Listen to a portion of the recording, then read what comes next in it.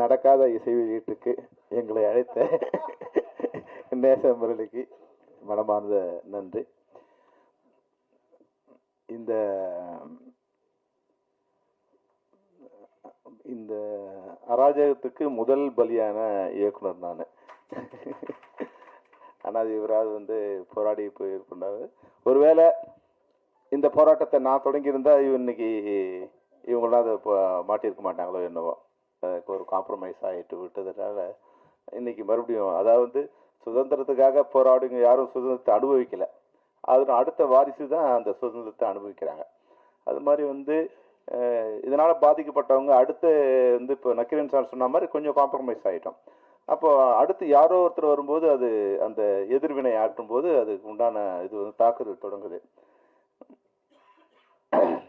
சில நேரங்களில் வந்து ரெண்டு விஷயங்கள் இருக்குது. ஒன்று, நம்ம யதார்த்தத்தை புரிஞ்சுக்கணும், ஆனால் அதுக்காக அடிபணிஞ்சு போயிடக்கூடாது. இந்த ரெண்டுமே இருக்குது. இதுக்கு வந்து சரியான நான் வந்து முதல்ல வந்து கொஞ்சமாக ஒரு புலன் விசாரணைங்க படத்தில் ஆட்டோ சங்கங்கிற இது எடுத்துக்கிட்டேன். ஆனால் அது வந்து அப்படியே பயன்படுத்தாமல் அதை சொன்னால் ஜனங்களுக்கு புரியணும், அவ்வளோதான். அந்த அளவு கூட வந்து லீகல் இஷ்யூ வராமல் எடுத்துக்கிட்டேன். அதனோட வெற்றி. அடுத்து வந்து கேப்டன் பவன் படம் எடுத்தேன்.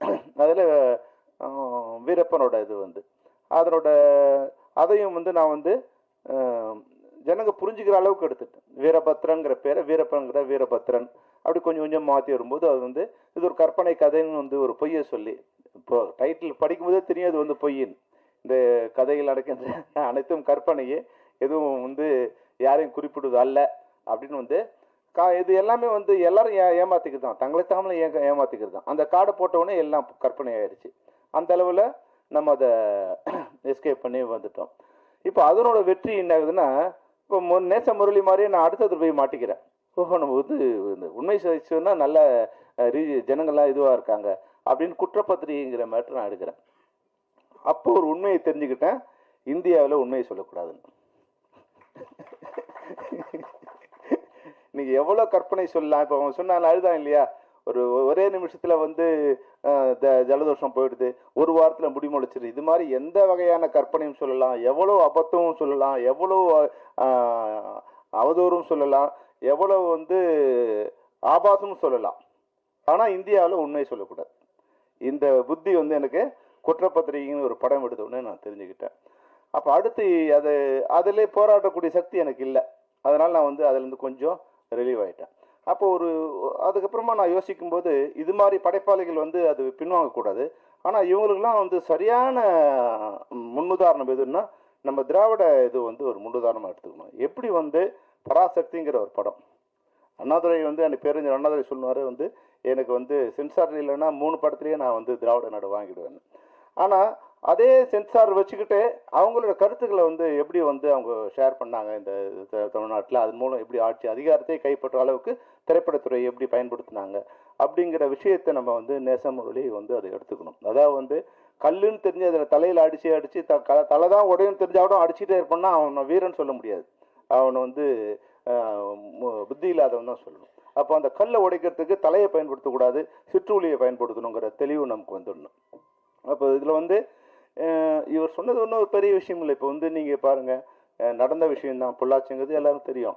ஆனால் அதை வந்து நம்ம ஒரு புரிஞ்சும் புரியாம மாதிரி சொன்னால் ஜனங்களுக்கு நீங்கள் வந்து கற்பனையில் வந்து 100% வந்து உண்மையை விட அதிகமாக உணர்ந்துப்பான். கொஞ்சமாக நம்ம சொன்னாவே போதும். ஆட்டோ சங்கர், நான் ஆட்டோ தர்மான்னு பேர் வச்சேன், அவ்வளோதான். அப்போ அவங்களே புரிஞ்சுக்கிட்டாங்க. நம்ம போய் நிறைய ஆட்டோ சங்கர் வைக்க வேண்டியதில்லை, அதில் லீகல் இஷ்யூஸ் வருது, வைக்கும்போது அந்த கேஸ் முடியல, அதனோட வாரிசுகள் பதில் சொல்லணும், இதெல்லாம் வருது.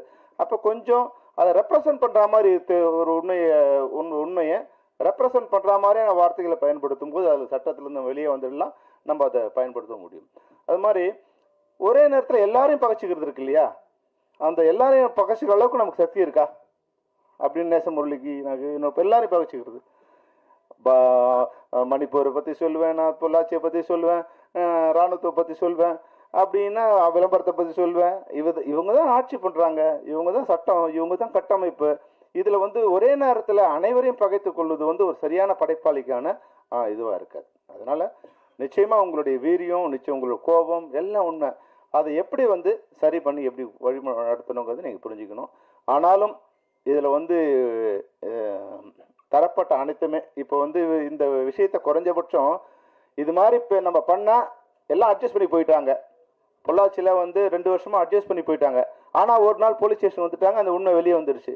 அது மாதிரி சென்சார் போர்டு கூட வந்து எங்கேயுமே அராஜகம் அதிகமாகும் போது அதுக்கான புரட்சி தொடங்கிடும்.